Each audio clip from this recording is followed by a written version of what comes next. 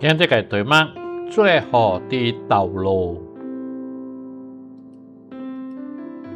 請咱做者來讀羅馬書1章10節，做一個開聲來讀。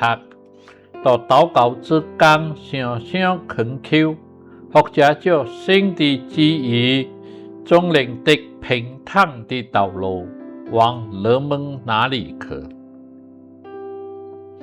保羅想要去羅馬嘅弟兄姊妹分享神嘅恩典，以後來唔是作為宣教士，只是作為囚犯去到羅馬，一路歡呼幾乎喪命，到了羅馬被政府軟禁，但仍然為使傳道。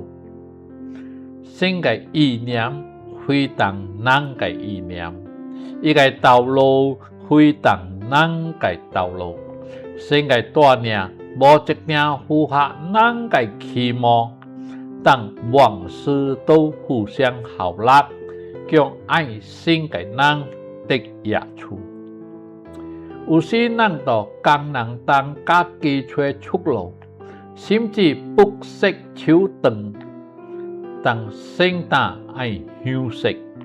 愛放棄人個做法，來睇神所成就嘅奇妙美事。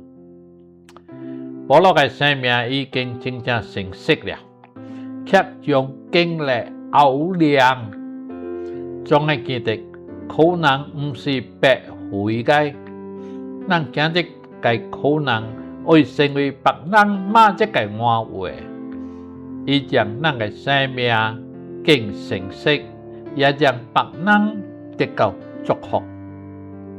無信主嘅人可能會問：對信耶穌，真是生命保守了？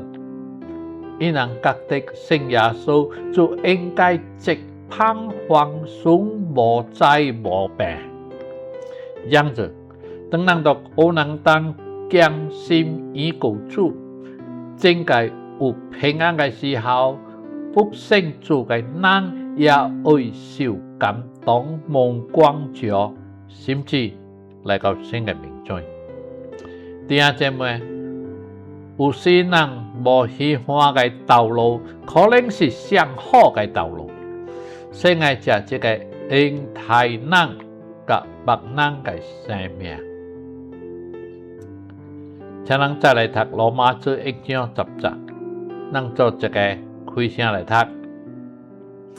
到禱告之間，常常懇求，或者照神的旨意，總領得平坦的道路，往人們那裡去。我請大家再來默想這段嘅經文，然後咱就祈禱。